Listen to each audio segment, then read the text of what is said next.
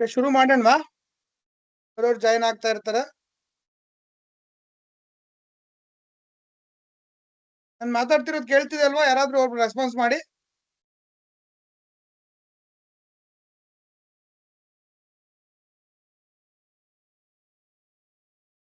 Okay, done.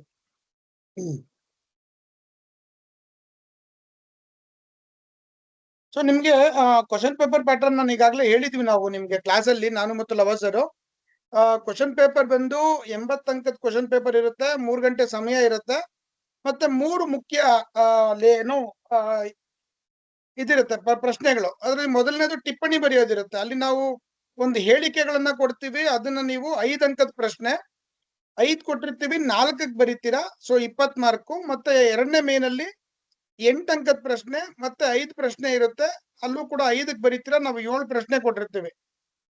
ಮತ್ತೆ ಮೂರನೇ ಮೇನಲ್ಲಿ ಕಂಪಲ್ಸರಿ ಕ್ವಶನ್ 2 ಇರುತ್ತೆ. 10 ಅಂಕದ 2 ಪ್ರಶ್ನೆ. ಒಟ್ಟು 20, 40 ಪ್ಲಸ್ 20 80 ಅಂಕದ ಪ್ರಶ್ನೆ ಪತ್ರಿಕೆ ಇರುತ್ತೆ ಅಂತ ಹೇಳಿದೀವಿ. ಸೊ ಈಗ ಮೊದಲನೇ ಮೇನಲ್ಲಿ ಟಿಪ್ಪಣಿ ಬರೆಯೋದು ನಾನು ಈಗಾಗಲೇ ನಿಮ್ಗೆ ಹೇಳಿದೀನಿ. 5 ಅಂಕದ ಪ್ರಶ್ನೆ ಒಂದು ಅರ್ಧ ಪುಟ ಅಥವಾ ನಿಮಗೆ ಸಮಯ ಇದ್ರೆ 3/4 ಪುಟದ ಒಳಗಡೆ ಆನ್ಸರ್ ಮಾಡಿತಾ ಹೋಗಿ ಒಂದು 2 ಪ್ಯಾರಾಗ್ರಾಫ್ ಅಲ್ಲಿ ಬರೀಬೇಕು ಅಂತ ಹೇಳಿದೀನಿ. 8 ಅಂಕಕ್ಕೆ ಬಂದ್ರೆ ಒಂದು 3 ಪ್ಯಾರಾಗ್ರಾಫ್, ಒಂದು 10 12 ಲೈನ್ ಒಂದು 3 ಪ್ಯಾರಾ ಬರೆದ್ರು ನೀವು ಸಾಕಾಗತ್ತೆ. ಮತ್ತೆ 10 ಅಂಕದ ಪ್ರಶ್ನೆಗೆ ಒಂದು ಸಂಪೂರ್ಣ ಒಂದು ಪುಟ ಅಥವಾ ನಿಮ್ಗೆ ಸಮಯ ಇದ್ರೆ ನೀವು ಬಳಸ್ಕೊಂಡು ಬರಿಬಹುದು ಗೊತ್ತಿರುವಂತದನ್ನ. ಸೊ ಇದು ನಿಮ್ಗೆ ಬೇಸಿಕ್ ಇನ್ಫಾರ್ಮೇಶನ್ ಕ್ಲಾಸಲ್ಲೂ ಕೂಡ ಹೇಳಿದೀವಿ. ಇದಾದ್ಮೇಲೆ ಮುಖ್ಯವಾಗಿ ನೀವು ಗಮನಿಸ್ಬೇಕಾಗಿರುವಂತದ್ದು, ಸಂಜೆ ಒಂದಿಬ್ರು ಫೋನ್ ಮಾಡಿದ್ರು. ಕನಕದಾಸರದು ಏನು ದಾಸನಾಗು ಅಥವಾ ವಿಶೇಷನಾಗು. ಸೊ ಏಸು ಕಾಯಂಗಳ ಕಳೆದು ಒಂದು ಕೀರ್ತನೆಯ ಬಗ್ಗೆ ಮಾತನಾಡ್ತೀನಿ ನಾನು. ಆ ಇಡೀ ಕೀರ್ತನೆ ದಾಸನಾಗುವುದು ಅಂದ್ರೆ ತನ್ನನ್ನು ತಾನು ಸಂಪೂರ್ಣವಾಗಿ ಭಗವಂತನಿಗೆ ಸಮರ್ಪಿಸಿಕೊಳ್ಳೋದು ಅಂತ. ಅದ್ರ ಆಧಾರದ ಮೇಲೆ ನಾವು ಏನೇ ಕೆಲಸವನ್ನ ಮಾಡ್ಲಿ, ಮಾಡುವ ಕೆಲಸದಲ್ಲಿ ಭಗವಂತನನ್ನ ಕಂಡು ನಾವು ಸಂಪೂರ್ಣವಾಗಿ ಭಗವಂತನಿಗೆ ಅರ್ಪಿಸ್ಕೊಂಡ್ರೆ ಎಲ್ಲವೂ ಕೂಡ ನಮಗೆ ದಕ್ಕತ್ತೆ. ಅದು ಯಾವುದೇ ಬೆಳವಣಿಗೆ ಅಥವಾ ಯಾವುದೇ ದಕ್ಕುವಿಕೆ ಅದು ನಮ್ಮ ಸ್ವಂತ ಪರಿಶ್ರಮದಿಂದ ಆಗ್ಬೇಕು ಅನ್ನೋದ್ರ ಹಿನ್ನೆಲೆಯಲ್ಲಿ ಮಾತನಾಡ್ತಾ ಹೋಗ್ತಾರೆ. ಸೊ ಅಲ್ಲಿ ಮಾತನಾಡುವಂತ 3-4 ಅಂಶಗಳಿದೆ ನೋಡಿ. ಒಂದನೇದು ಆಸೆ, ಕ್ಲೇಶ ಮತ್ತು ದೋಷ. ಅಂದ್ರೆ ಮನುಷ್ಯನನ್ನ ಎಲ್ಲ ರೀತಿಯ ಬಂಧನದಲ್ಲಿಟ್ಟಿರೋದು. ಬುದ್ಧ ಹೇಳಿದ್ದು ಅದನ್ನೇ, ಗಾಂಧೀಜಿ ಹೇಳಿದ್ದು ಅದನ್ನೇ, ಆಸೆಯೇ ದುಃಖಕ್ಕೆ ಮೂಲ ಅಂತ. ಗಾಂಧೀಜಿಯವರು ಇನ್ನೊಂದ್ ಸ್ವಲ್ಪ ಅಪ್ಡೇಟ್ ಆಗಿ ಭೂಮಿಗೆ ಮನುಷ್ಯನ ಆಸೆಗಳನ್ನ ಪೂರೈಸುವ ಶಕ್ತಿ ಇದೆ, ದುರಾಸೆಗಳನ್ನಲ್ಲ ಅಂತ ಹೇಳ್ತಾರೆ. ಹೀಗೆ ಯಾವುದೇ ಧರ್ಮದ ಶ್ರೇಷ್ಠ ಧಾರ್ಮಿಕ ಸಂತರನ್ನ ತೆಗೆದುಕೊಂಡ್ರು ಕೂಡ ಅವರೆಲ್ಲರೂ ಕೂಡ ಹೇಳುವಂತ ಮಾತೇನಪ್ಪಾ ಅಂದ್ರೆ ಆಸೆ ಅನ್ನುವಂಥದ್ದು ಮತ್ತು ಕ್ಲೇಶ ಮತ್ತು ದೋಷ. ನಾವು ಇನ್ನೊಬ್ಬರಲ್ಲಿ ದೋಷನ ಹುಡುಕ್ತಾನೆ ಹೋಗ್ತಿರ್ತೀವಿ ಯಾವಾಗ್ಲೂ ಕೂಡ. ಸೊ ನಮ್ ಭಾರತ ಅಷ್ಟೆಲ್ಲ ವಿಶ್ವದ ಒಂದು ಪ್ರಜ್ಞೆ. ಬೇರೆಯವ್ರ ತಟ್ಟಲ್ಲಿರೋ ನೊಣನ ನೋಡ್ತಾ ಇರ್ತೀವಿ ಹೊರತು ನಮ್ ತಟ್ಟಲ್ಲಿರೋ ಯಜ್ಞ ಕಾಣಿಸಲ್ಲ. ಹಂಗಾಗಿ ಒಬ್ಬರ ದೋಷಗಳನ್ನ ಹುಡ್ಕೋ ಬದಲು ನನ್ನಲ್ಲಿರೋ ದೋಷಗಳನ್ನ ನಾನು ಸರಿ ಮಾಡ್ಕೊಳ್ತಾ ಹೋದ್ರೆ ನನ್ನ ಆತ್ಮ ಪರಿಶುದ್ಧ ಆಗ್ತಾ ಹೋಗುತ್ತೆ.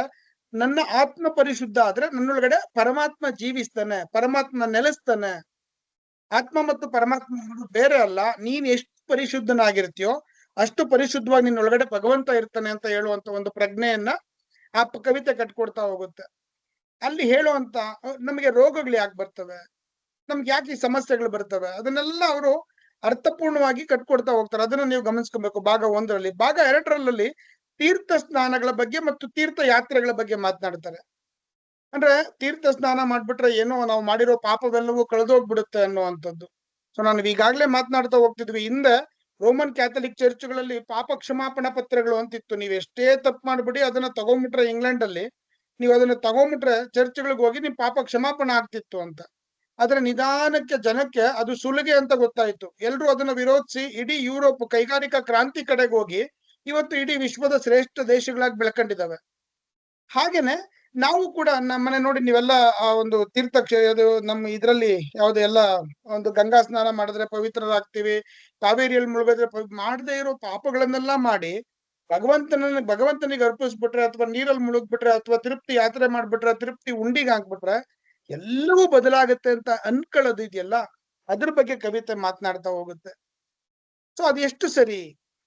ಅದಲ್ಲ. ಅದು ನಾವು ದಾಸನಾಗ್ಬೇಕು ಮತ್ತು ಭವಪಾಶವನ್ನ ಅಂದ್ರೆ ಈ ಭೂಮಿಯ ಒಂದು ಪಾಶ, ನಮ್ಗೆ ಪ್ರೀತಿ, ಪ್ರೇಮ, ಮಕ್ಕಳು, ಮಡದಿ, ಸಂಬಂಧ ಇದೆಲ್ಲವೂ ಕೂಡ ಒಂದು ಹಂತದವರೆಗೂ ನಮ್ಮನ್ನ ಕಾಡುತ್ತೆ.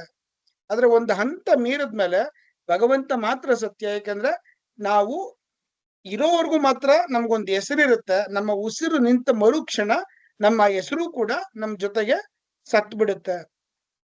ಹಾಗಾಗಿ ನೀವು ನಿಮ್ಮನ್ನ ಭಗವಂತನಿಗೆ ಎಷ್ಟು ಅರ್ಪಿಸ್ಕೊಳ್ತಿರೋ ಅದರ ಆಧಾರದ ಮೇಲೆ ನೀವು ದೈವತ್ವಕ್ಕೆ ಏರಬಹುದು. ಮನುಷ್ಯರಾಗಿ ಹುಟ್ಟಿರೋ ನಾವು ದೈವತ್ವಕ್ಕೆ ಏರುವ ಮೂಲಕ ಭಗವಂತನ ದಿವ್ಯ ಸಾನ್ನಿಧ್ಯವನ್ನ ನಾವು ತಲುಪಬೇಕಾಗತ್ತೆ ಅನ್ನೋದನ್ನ ಆ ಕವಿತೆ ಹೇಳುತ್ತೆ. ಹಾಗೆ ಹೇಳಿದಾಗ ಮಾತ್ರನೇ ಆತ್ಮ ಮತ್ತು ಪರಮಾತ್ಮ ಒಂದೇ ಆಗತ್ತೆ ಮತ್ತು ನಮ್ಮೊಳಗಡೆ ಜೀವಿಸುವ ಪರಮಾತ್ಮನನ್ನೇ ನಾವು ದೈವತ್ವದ ಮೂಲಕ ಕಾಣ್ಬೋದು. ಹಂಗಾಗ್ಬೇಕು ಅಂದ್ರೆ ನಮಗೆ ನಾವು ನಮ್ಮ ಜ್ಞಾನಕ್ಕೆ, ನಮ್ಮ ಆತ್ಮಕ್ಕೆ, ನಮ್ಮ ಆಲೋಚನೆಗಳಿಗೆ ನಾವು ದಾಸರಾಗ್ತಾ ಅನ್ಯ ಅನ್ನುವಂತ ಎಲ್ಲವನ್ನೂ ಕೂಡ ನಾವು ನಮ್ಮಿಂದ ಒಂದು ಡಿಸ್ಟೆನ್ಸ್ ಅಲ್ಲಿ ಇಟ್ಟು ನೋಡ್ಬೇಕಾಗತ್ತೆ.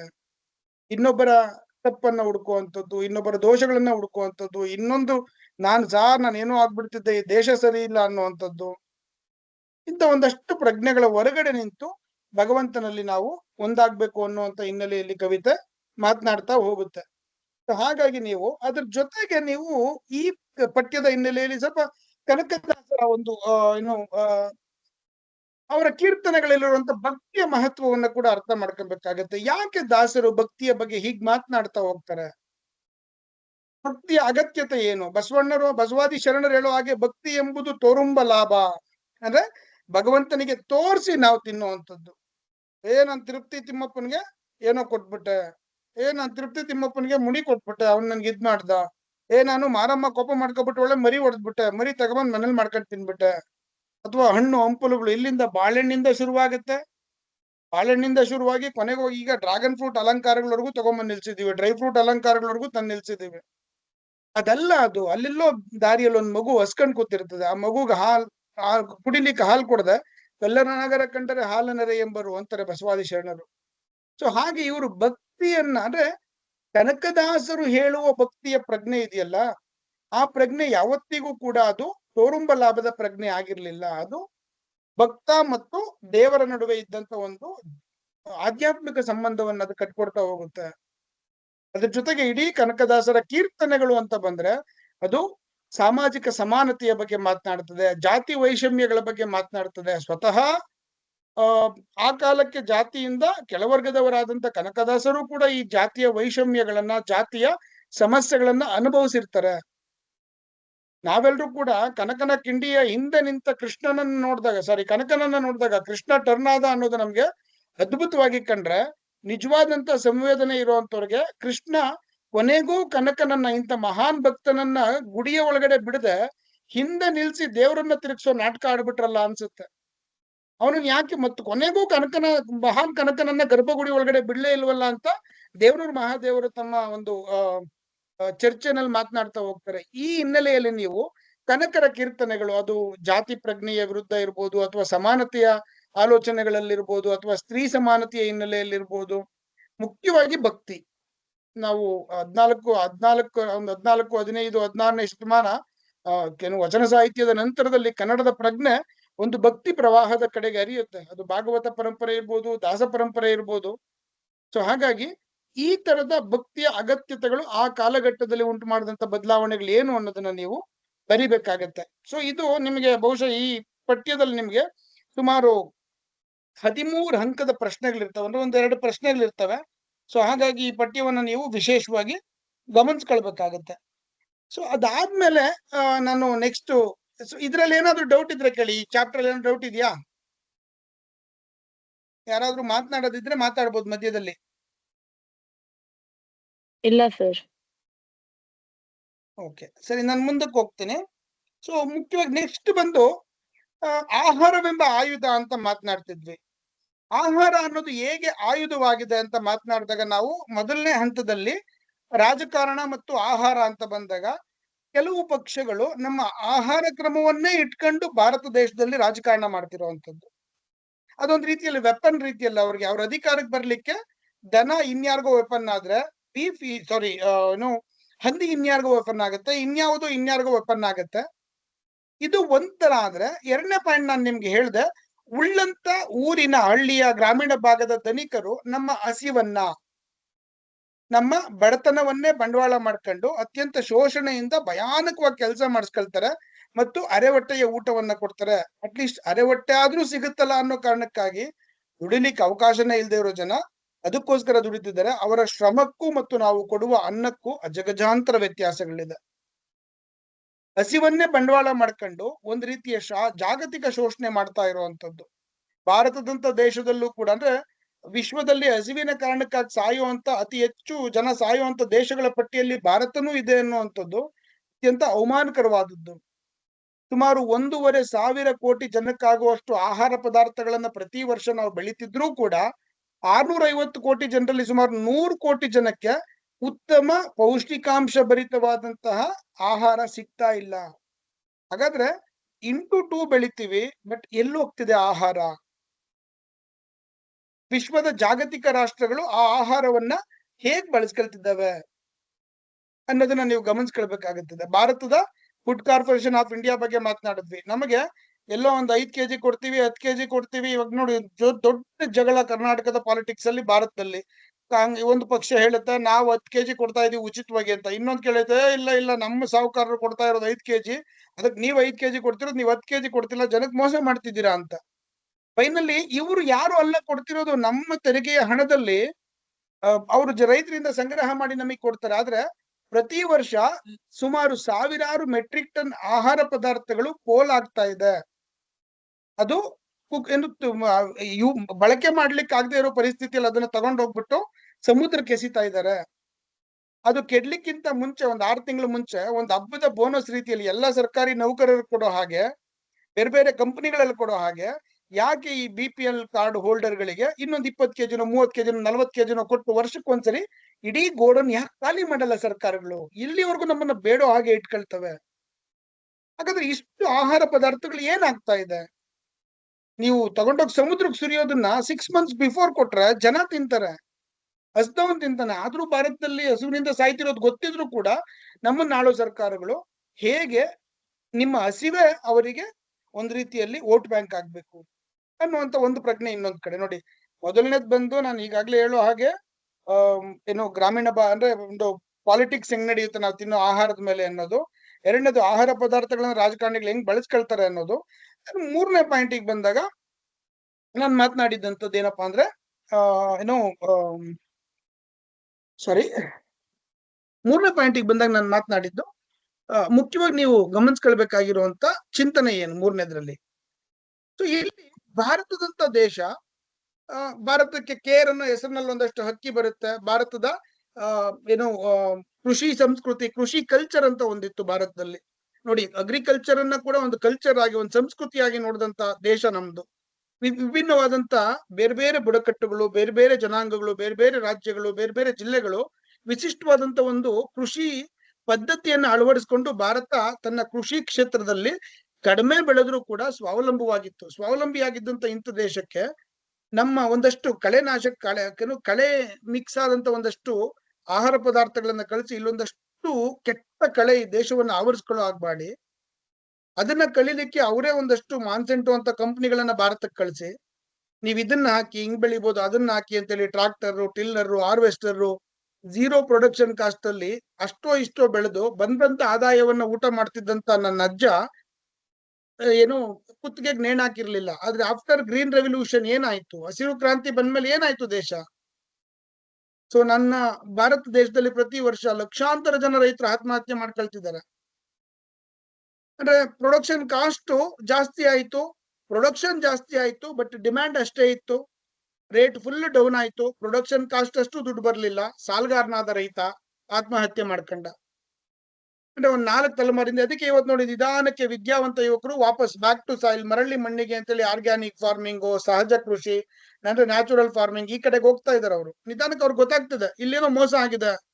ಬಟ್ ಈಗ ಹೋಗುವಷ್ಟು ಟೈಮ್ಗೆ ನಮ್ಮ ಮಣ್ಣು ಈಗಾಗ್ಲೇ ಕರಪ್ಟ್ ಆಗೋಗಿದೆ. ಗ್ರೀನ್ ರೆವಲ್ಯೂಷನ್ ಹೆಸರಿನಲ್ಲಿ ನಮ್ಮ ಮಣ್ಣು ಪೂರ್ತಿ ನಾಶ ಆಗಿದೆ. ನಮ್ಮ ಮಣ್ಣು ಸತ್ವ ಕಳ್ಕೊಂಡಿದೆ, ಜೀವಕೋಶಗಳು ಸುತ್ತೋಗಿದ್ದಾವೆ, ಅರ್ಥವಾಂಶ ಇಲ್ಲ.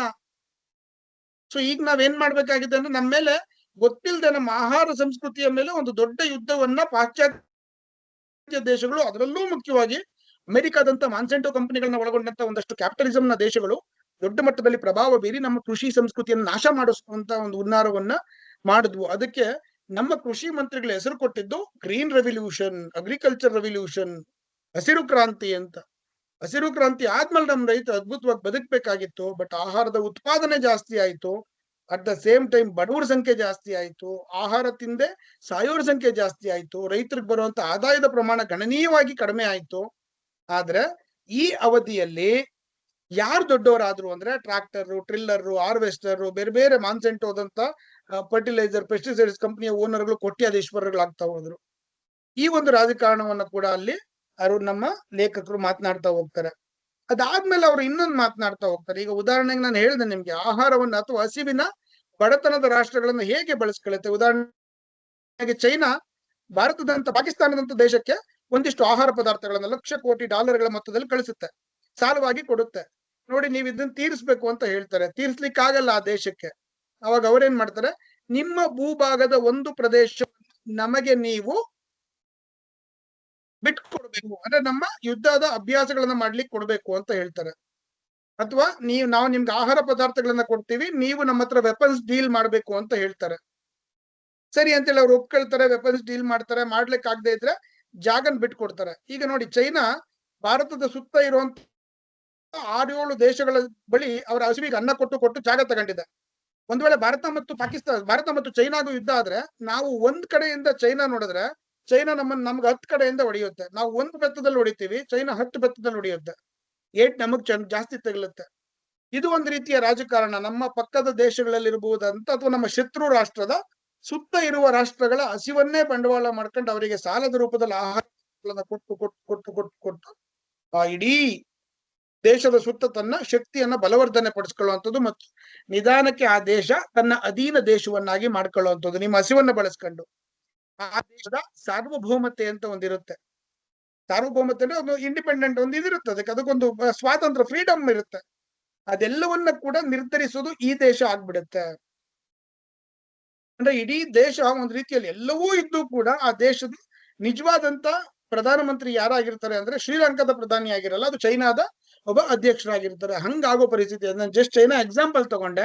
ಅದು ಅಮೆರಿಕ ಆಗ್ಬೋದು, ಅಥವಾ ಅದು ಈಗ ಅಮೆರಿಕದಂತ ದೇಶಗಳು, ಅವರು ಆ ರಾಜಕಾರಣಗಳೇ ಬಹುಶಃ ಈಗ ವಿಶ್ವದ ಅನೇಕ ಸಮಸ್ಯೆಗಳಿಗೆ, ಯುದ್ಧಗಳಿಗೆ ಕಾರಣ ಆಗ್ತಾ ಇದೆ. ನೀವೀಗ ನೋಡ್ತಾ ಇದ್ದಾರೆ, ಇಸ್ರೇಲ್ ಇರ್ಬೋದು, ಹಮಾಸ್ ಇರ್ಬೋದು, ಆ ಭಾಗದಲ್ಲಿ ಆಗ್ತಿರುವಂತ ಸಮಸ್ಯೆಗಳು, ರಷ್ಯಾ ಮತ್ತು ಉಕ್ರೇನ್ ಸಮಸ್ಯೆಗಳೆಲ್ಲ. ನೆಕ್ಸ್ಟ್ ಇದೊಂದು ಪಾಯಿಂಟ್. ಇದಾದ್ಮೇಲೆ ಅವರು ಕೊನೆಯಲ್ಲಿ ಮುಖ್ಯವಾಗಿ ಮಾತನಾಡ್ತಾ ಹೋಗೋದು ಆಹಾರ ಪದಾರ್ಥಗಳು. ನೀವು ಅದು ಓದಿ, ಅದ್ರಲ್ಲೆಲ್ಲ ಪಾಯಿಂಟ್ಸ್ ಎಲ್ಲ ಇದೆ, ಅದು ನಿಮಗೆ ಗೊತ್ತಾಗುತ್ತೆ. ಕೊನೆಗೆ ಮತ್ತೆ ಅವರು ಈ ಪಠ್ಯದಲ್ಲಿ ಹಾಗೆ ಮುಂದುವರೆದು ಹೇಳುವಂತ ಮಾತು, ಹಾಗಾದ್ರೆ ಇಷ್ಟು ಲಕ್ಷಾಂತರ ಜನ ಸಾಯ್ತಿದಾರಲ್ಲ, ಸಾಯ್ತಾ ಇದ್ರು ಕೂಡ ಅಮೆರಿಕಾದಂತ ಅಥವಾ ಬೇರೆ ಬೇರೆ ದೇಶಗಳು ಈ ಸಬ್ಸಿಡಿಯನ್ನ ರೈತರಿಗೆ ಕೊಡಬಾರ್ದು, ಅದು ವಿಶ್ವಸಂಸ್ಥೆಯ ಮೂಲಕ ಮತ್ತು ವಿಶ್ವ ಬ್ಯಾಂಕಿನ ಮೂಲಕ ಇಡೀ ಥರ್ಡ್ ವರ್ಲ್ಡ್ ಕಂಟ್ರೀಸ್ ಗಳಿಗೆ, ತೃತೀಯ ಜಗತ್ತಿನ ರಾಷ್ಟ್ರಗಳಿಗೆ ಹೇಳುತ್ತೆ. ಸಬ್ಸಿಡಿ ಕೊಡದೇ ಇದ್ರೆ, ಮಿನಿಮಮ್ ಸ್ಪೆಷಲ್ ಪ್ರೈಸ್ ಏನು MSP ಅಂತ ಕರಿತೀರಿ, ಅದನ್ನ ಕೊಡದೇ ಇದ್ರೆ ನಮ್ಮ ದೇಶದ ಅಗ್ರಿಕಲ್ಚರ್ ಸಿಸ್ಟಮ್ ಉಳ್ಕೊಳ್ಳೋದು ಅಥವಾ ನಮ್ಮ ದೇಶದ ರೈತರಿಗೆ ತುಂಬಾ ಕಷ್ಟ ಆಗುತ್ತೆ. ಕೆಲವು ಸರಿ ಅತಿವೃಷ್ಟಿ, ಅನಾವೃಷ್ಟಿ, ಬೇರೆ ಬೇರೆ ಕಾರಣಕ್ಕಾಗಿ. ಅಮೆರಿಕಾದಂತ ಏನು 2% ರೈತರಿರುವಂತ 80% ಅಗ್ರಿಕಲ್ಚರ್ ಲ್ಯಾಂಡ್ ಇರುವಂತ ದೇಶ ನಮ್ದಲ್ಲ. ಇರೋದು 30-40% ಅಗ್ರಿಕಲ್ಚರ್ ಲ್ಯಾಂಡ್. ಇವತ್ತೆಲ್ಲ ಅದನ್ನು ಅಕ್ವೈರ್ ಮಾಡ್ತಿದ್ದಾರೆ ಬೇರೆ ಬೇರೆ ಹೆಸರಿನಲ್ಲಿ. ರೈತರು ಇರೋದು 70%. ಅದ್ರಲ್ಲಿ ಅಷ್ಟೊಂದು ಜನ ಅಗ್ರಿಕಲ್ಚರ್ ಲೇಬರ್ಸ್, ಭೂಮಿನೇ ಇಲ್ಲ, ಅಗ್ರಿಕಲ್ಚರ್ ನಂಬಿ ಕೂಲಿ ಕಾಯ್ತಿದ್ದಾರೆ. ಸೊ ಇಂಥ ದೇಶಗಳಲ್ಲಿ MSP ಇಲ್ಲ ಅಂದ್ರೆ ಹೆಂಗೆ? ಹಂಗಾಗಿ ಅಮೆರಿಕ ಏನ್ ಮಾಡ್ತಾರೆ ನೋಡಿ, ನಾವು MSP ಕೊಡ್ತಿಲ್ಲ ಅಂತ ಹೇಳ್ತಾರೆ. ಆದ್ರೆ ಅವ್ರೇನ್ ಮಾಡ್ತಾರೆ, ರೈತರಿಂದ ಮಾರ್ಕೆಟ್ ಪ್ರೈಸ್ ಏನಿದೆ ಅದಕ್ಕಿಂತ ಜಾಸ್ತಿ ರೈತರ ಹತ್ರ ಕೊಟ್ಬಿಟ್ಟು ಖರೀದಿ ಮಾಡ್ತಾರೆ ಅವರು. ನಾವು ನಿಮ್ಮ ಹತ್ರ 5 ಲಕ್ಷ ರೂಪಾಯಿ ಬೆಲೆ ಬಾಳೋದನ್ನ 10 ಲಕ್ಷ ರೂಪಾಯಿ ಕೊಟ್ಟು ಖರೀದಿ ಮಾಡಿ, ನಮ್ಮ ರೈತರು ತುಂಬಾ ಪ್ರಾಫಿಟ್ ಅಲ್ಲವ್ರೆ ಅಂತ ಹೇಳಿ ನಮ್ಮ ಥರ್ಡ್ ವರ್ಲ್ಡ್ ಕಂಟ್ರೀಸ್ ತೋರಿಸ್ತಾರೆ. ನೋಡಿ, ನಮ್ಮ ರೈತರು ಪ್ರಾಫಿಟ್ ಅಲ್ಲವ್ರೆ ಅಂತ. ಅವ್ರಿಗೆ ಇಲ್ಲಿ ಲಾಸ್ ಆಗುತ್ತೆ. ಆದ್ರೆ ಅವ್ರು ಆ ಆಹಾರ ಧಾನ್ಯಗಳನ್ನ ಏನ್ ಮಾಡ್ತಾರೆ, ಥರ್ಡ್ ವರ್ಲ್ಡ್ ಕಂಟ್ರೀಸ್ ಗಳಿಗೆ ಮಾರಿ ಅಲ್ಲಿ ಒಂದು ಭೂಮಿನ ಅಕ್ವೈರ್ ಮಾಡ್ತಾರೆ, ಇಲ್ಲ ಯುದ್ಧೋಪಕರಣಗಳನ್ನ ಕೊಂಡ್ಕೊಳ್ಳಾಗ ಮಾಡ್ತಾರೆ. ಇವೆರಡನ್ನೂ ಮೀರಿ ಅವ್ರು ಮಾಡ್ತಿರೋದು ಏನಪ್ಪಾ ಅಂದ್ರೆ, ಆ ದೇಶದ ಏರಳವಾದಂತಹ ನ್ಯಾಚುರಲ್ ರಿಸೋರ್ಸಸ್ ಮೇಲೆ, ಖನಿಜ ಸಂಪತ್ತುಗಳ ಮೇಲೆ ಕಣ್ಣು ಹಾಕ್ಬಿಟ್ಟು, ನೀವು ಈ ಜಾಗ ನಮಗ್ ಕೊಟ್ರೆ ನಾವ್ ಇದನ್ನ ಕೊಡ್ತೀವಿ ಅಂತಾರೆ. ಅಲ್ಲಿ ನೆಲ ಬಗೆದು ಎಲ್ಲವನ್ನು ಸರ್ವನಾಶ ಮಾಡಿ ಕೊನೆಗೆ ಇಡೀ ದೇಶವನ್ನ ಬಡತನದಲ್ಲಿ ಬಿಟ್ಟು ಬರ್ತಾರೆ. ಇಡೀ ದೇಶವನ್ನ ಸರ್ವನಾಶ ಮಾಡಿ ಬರ್ತಾರೆ. ಸೊ ಹಾಗಾಗಿ ನೀವು ಗಮನಿಸ್ಕೊಳ್ಬೇಕಾಗಿರುವಂತದ್ದು, ಈ ಪಠ್ಯದ ಹಿನ್ನೆಲೆಯಲ್ಲಿ ನೀವು ಇಡೀ ಆಫ್ರಿಕಾ ಖಂಡಗಳು ಯಾಕೆ ಹಂಗಾದ್ವು, ಅತ್ಯಂತ ಅಗರ್ಭ ನ್ಯಾಚುರಲ್ ರಿಸೋರ್ಸಸ್ ಇದ್ದಂತ ದೇಶಗಳು ಇವತ್ತು ಯಾಕೆ ಬಡತನದಲ್ಲಿ ನಲುಗ್ತಾ ಇದ್ದಾವೆ ಅಂತ ನೋಡಿದ್ರೆ, ಇದೆಲ್ಲದರ ಹಿಂದ ಈ ಕ್ಯಾಪಿಟಲಿಸಂನ ಬಂಡವಾಳವಾದದ ಹುನ್ನಾರ ದೊಡ್ಡ ಮಟ್ಟದಲ್ಲಿದೆ ಅನ್ನೋದನ್ನ ಈ ಪಠ್ಯ ಹೇಳ್ತಾ ಹೋಗುತ್ತೆ. ಸೊ ಹಾಗಾಗಿ ನೀವು ಈ ಪಠ್ಯ ತುಂಬಾ ಮುಖ್ಯವಾದಂತ ಪಠ್ಯ ಇದು. ಈ ಪಠ್ಯದಲ್ಲಿ ನಿಮಗೆ ಬಹುಪಾಲು ಒಂದು 25ರಿಂದ 28 ಮಾರ್ಕ್ಗಳಿಗಿರುತ್ತೆ. ಹಾಗಾಗಿ ನಮ್ಮ ಹಳ್ಳಿ ಜನ ಹಿಂದೆ ಸುಮಾರು ನಮ್ಮ ಹಳ್ಳಿ ಭಾಗಗಳಲ್ಲಿ ನಡೀತಾ ಇತ್ತು. ಏನು ಅನ್ನಂ ಪರಬ್ರಹ್ಮ ಸ್ವರೂಪಂ ಅಂತಿದ್ರು, ಅನ್ನ ದೇವರ ಮುಂದೆ ಇನ್ನೂ ದೇವರು ಉಂಟೆ ಅಂತ ಸರ್ವಜ್ಞ ಹೇಳ್ತಿದ್ರು. ಅಂದ್ರೆ ಜಗತ್ತಿನ ಎಲ್ಲ ದೇವರಿಗಿಂತಲೂ ದೊಡ್ಡದು ಅನ್ನ ಅಂತ. ಯಾಕಂದ್ರೆ ಹಸಿವೆ ಬಹುಲು ದೊಡ್ಡದು. ಹಸಿವೆಂಬ ಹೆಬ್ಬಾವು ಬಸಿರ ಬಂದಿಡಿದೊಡೆ 12ನೇ ಶತಮಾನದ ಮಾತು ನೋಡಿ. 12, 14, 16 ಎಲ್ಲಿ ಬಂದ್ರು ಕೂಡ ಹಸಿವಿನ ಬಗ್ಗೆ ಮಾತನಾಡ್ತೀವಿ. ಒಡಲಾಡದ ಏನು ಕಡ್ಲೆಕಾಯಿ ಪ್ರಸಂಗ ಅಂತ ಬರುತ್ತೆ ನಿಮ್ಗೆ. ಅಂದ್ರೆ ಹಸಿವು ಹೆಂಗ್ ಮಾಡುತ್ತೆ, ಒಂದು ರಾತ್ರಿ ಇಡೀ ಒಂದು ದೊಡ್ಡ ಮೂಟೆ ಕಡ್ಲೆಕಾಯಿಯನ್ನು ಒಂದು ಕುಟುಂಬ ತಿನ್ಬಿಡುತ್ತೆ ದೀಪದ ಬೆಳಕಿನಲ್ಲಿ. ನಾಳೆ ಬೆಳಗ್ಗೆ ಸಿಗಾಕೊಂಬಾರದು ಅಂತ ಆ ದೀಪದ ಬೆಳಕಿನಲ್ಲಿ ಆ ಇಡೀ ಒಂದು ಸಿಪ್ಪೆನೂ ಸಿಗದ ಹಾಗೆ ಅವರು ಸುಟ್ಟು ಇದ್ರಲ್ಲಿ ತಿಂದು ಅದ್ರ ಬೂದಿಯನ್ನು ತಗೊಂಡೋಗಿ ಇನ್ನೆಲ್ಲೋ ಆಗಿ ಬರ್ತಾರೆ. ಹಾಗೆ ಎಲ್ಲ ಕಾಲಕ್ಕೂ ಪಂಪನಿಂದ ಹಿಡಿದು 8ನೇ ಶತಮಾನದಿಂದ ಹಿಡಿದು ಇವತ್ತರೆಗೂ ಇಡೀ ಜಗತ್ತನ್ನ ಬಾಧಿಸಿರುವಂತದ್ದು ಹಸಿವು. ಅಂತ ಹಸಿವಿಗೆ ಅನ್ನವನ್ನಿ ಕಿಡುಹ ಬಲ್ಲೊಡೆ ವಸುದೇವೊಳಗಾತನೇ ಕಣ ರಾಮನಾಥ ಅಂತಾರೆ. ಅಂದ್ರೆ ಯಾರು ದೇವರಪ್ಪ ಅಂದ್ರೆ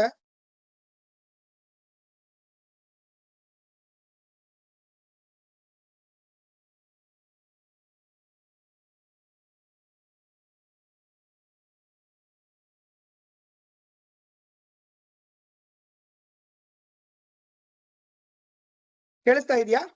ಸರಿ, ಎಸ್ ಸರ್. ಓಕೆ. ಪೂಜೆ ನಿದ್ದೆ ಬರ್ತಾ ಇದೆಯಾ? Okay, done. ಸೊ ಯಾರು ಭೂಮಿಯಲ್ಲಿ ಹಸಿದವನಿಗೆ ಅನ್ನವನ್ನ ಕೊಡ್ತಾರೋ ಅವನೇ ನಿಜವಾದಂತ ದೇವರು. ಯಾರ ಮನೆ ಅನ್ನ ಕೊಡ್ತಾರೋ ಅವ್ರ ಮನೆ ಚಿನ್ನ ಆಗ್ಲಿ ಅಂತೇಳಿ ಅರಸ್ತಾ ಇದ್ದಂತವ್ರು. ಬೀದಿಯಲ್ಲಿ ಬಂದು ಅಮ್ಮ ನಿನ್ ಮನೆ ಬಂಗಾರ ಆಗ್ಲಮ್ಮ, ಅಮ್ಮ ನಿನ್ ಮಕ್ಳು ಚೆನ್ನಾಗಿರ್ಲಮ್ಮ, ನೀನ್ ನಡೆಯೋ ದಾರಿಗೆ ನೆರಳಾಗ್ಲಮ್ಮ, ಹಿಂಗ್ ಸಾವಿರಾರು ಆಶೀರ್ವಾದಗಳನ್ನ ಮಾಡ್ತಿದ್ರು ಹಸ್ದವ್ರಿಗೆ.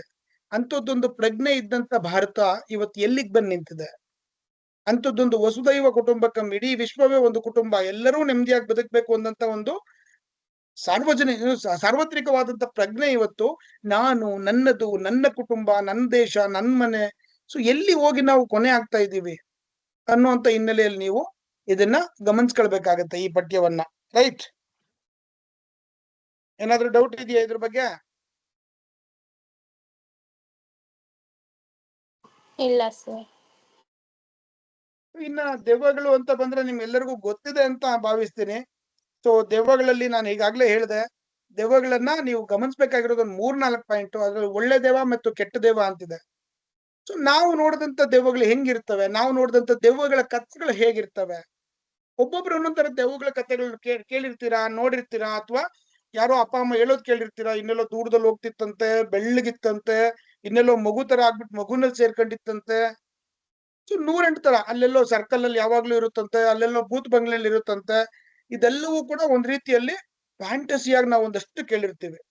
ಇದು ಒಂದ್ ಕಡೆ ಆದ್ರೆ ಇಲ್ಲಿ ಕವಿಗಳು ಒಂದು ಲಲಿತ ಪ್ರಬಂಧದ ರೀತಿ ಒಂದು ಹಾಸ್ಯ ಇರ್ತದೆ. ಯಾಕೆ ಆ ದೆವ್ವ ಆ ಬೂತ್ ಬಂಗ್ಲೆಯಲ್ಲೇ ಇರುತ್ತೆ? ಯಾಕೆ ಅದು ಸತ್ತಂಗೆ ಆಕ್ಟಿಂಗ್ ಮಾಡುತ್ತೆ? ಯಾಕೆ ಆ ನೀರಲ್ಲೇ ಮುಳುಗ್ಸಾಗುತ್ತೆ?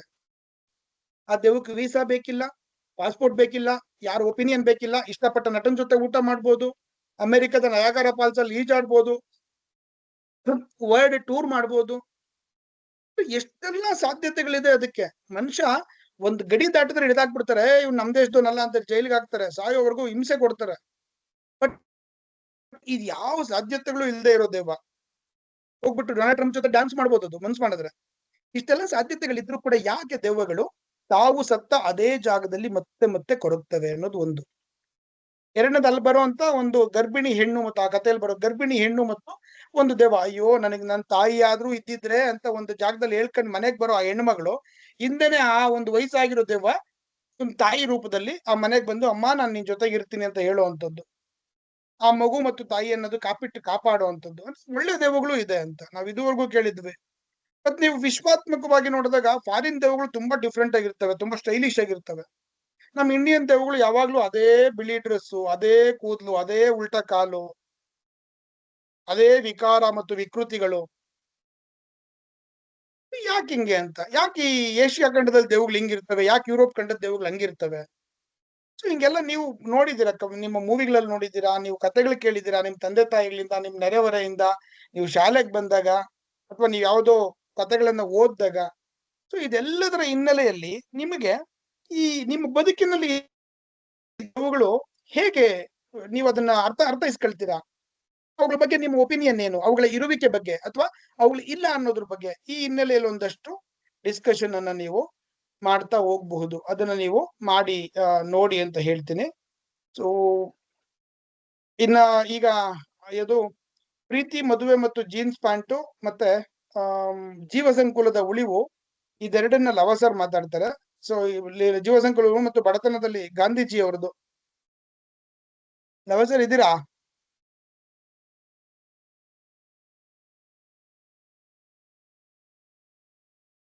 ಹಾ ಸರ್, ಇದ್ದೀನಿ. ಸರ್ ಅದೇ ಗಾಂಧೀಜಿ, ಜೀವಸಂಕುಲ ಮತ್ತು ಪ್ರೀತಿ, ಮದುವೆ, jeans pant sir. Gandhiji. Okay. ನಾನು ಇಲ್ಲಾಂದ್ರೆ ಈ ಗಾಂಧೀಜಿ ಮಾತಾಡಿ ಅಂದ್ರೆ ಮಾತಾಡ್ತೀನಿ ಸರ್. ಸರ್ ಗಾಂಧೀಜಿ ಮತ್ತೆ ಇನ್ಯಾರು ಸರ್? ಇನ್ಯಾವುದು? ಜೀವಸಂಕುಲ. ಇದು ಸರ್ ಅದೇ ನೀವು ಬಾಳಿ ನಮ್ಮನ್ನು ಬದುಕಲು ಬಿಡಿ. ಓಕೆ. ಬಹುಶಃ ಅದು ಸಿಂಪಲ್ ಆಗಿರೋದು ಅರ್ಥ ಆಗುತ್ತೆ ಹುಡುಗರಿಗೆ. ಅದೇ. ನೀವು ಸೆಕೆಂಡ್ ಇದರಲ್ಲಿ ಜೀನ್ಸ್ ಪ್ಯಾಂಟ್ ಸರ್. ಆಹಾರದ ನಾನೀಗ ಇದು ದೆವ್ವಗಳು ಮಾತಾಡದೆ, ಕನಕದಾಸರದ್ದು ಮಾತಾಡದೆ ಮತ್ತು ಆಹಾರವೆಂಬ ಆಯುಧ ಮಾತಾಡದೆ ಸರ್. ಅದು ಪ್ರೀತಿ ಮದುವೆ ಮತ್ತು ಜೀನ್ಸ್ ಪ್ಯಾಂಟ್ ಆಕ್ಚುಲಿ ಅವರು ಬಿಡಬಹುದು, ಯಾಕಂದ್ರೆ ಕೆಲವು ಕ್ಲಾಸ್ಗೆ ಅದು ಪಾಠ ಆಗಿಲ್ಲ. ಆಮೇಲೆ ನಾವು ಅದರಲ್ಲಿ ಚಾಯ್ಸ್ ಇರೋದ್ರಿಂದಾಗಿ ಅದು ಬಿಡಬಹುದು ಅನ್ಸುತ್ತೆ. ಅವ್ರೇನ್ ತೊಂದರೆ ಇಲ್ಲ. ಹಾ ಸರ್. ಅಥವಾ ಅದನ್ನ ನೀವು ಒಂದ್ ಸ್ವಲ್ಪ ಅದು ಹೇಳ್ಬಿಡಿ. ಹಾ ಸರ್. ಪ್ರೀತಿ ಮದುವೆ ಇನ್ ಮಿಕ್ಕಿದ್ ನಾನು ಕವರ್ ಅಪ್ ಮಾಡ್ತೀನಿ. ಓಕೆ ಸರ್, ಸರಿ. ಈಗ ನಾನೇ ಮಾತಾಡ್ಲಾ ಸರ್?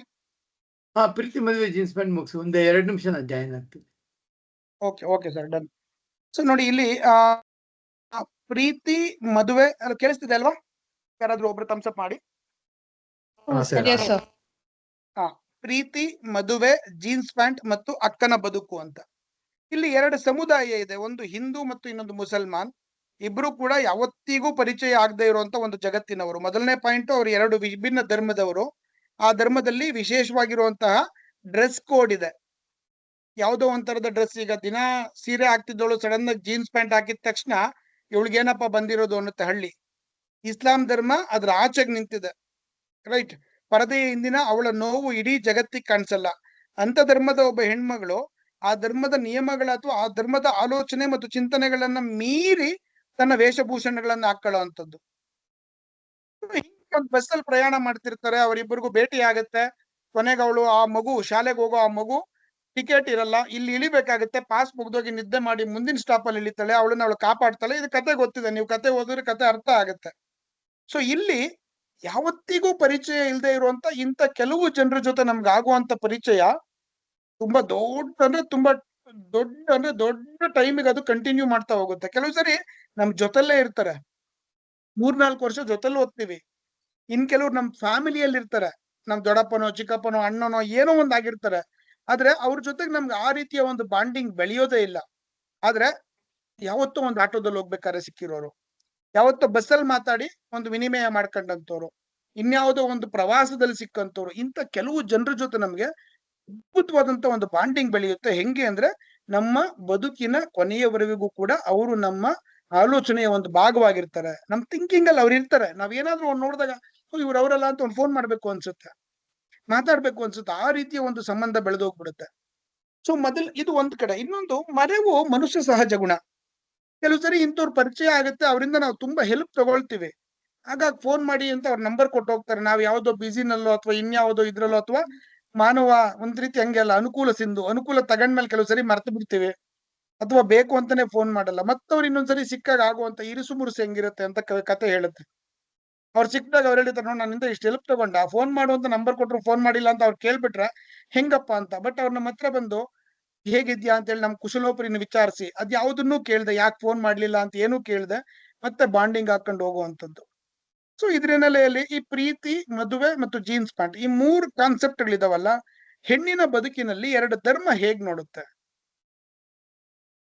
ಪ್ರೀತಿ ಅನ್ನೋದನ್ನ ಈಗ ಗಂಡು ಪ್ರೀತಿ ಮತ್ತು ಹೆಣ್ಣು ಪ್ರೀತಿ ಅಂತ ತಗೊಂಡ್ರ, ಗಂಡು ಪ್ರೀತಿಯನ್ನ ನೋಡುವ ಭಾರತದ ಪ್ರಜ್ಞೆ ಅಂತದ್ದು, ಹೆಣ್ಣು ಪ್ರೀತಿಯನ್ನ ಮಗ ಪ್ರೀತಿ ಮಾಡಿದ್ರೆ ನೋಡುವಂತ ಪ್ರಜ್ಞೆ ಹೆಂಗಿರುತ್ತೆ, ಮಗಳು ಪ್ರೀತಿ ಮಾಡಿದಾಗ ಮಾತನಾಡುವಂತ ರೀತಿ ಹಿಂಗಿರ್ತದೆ.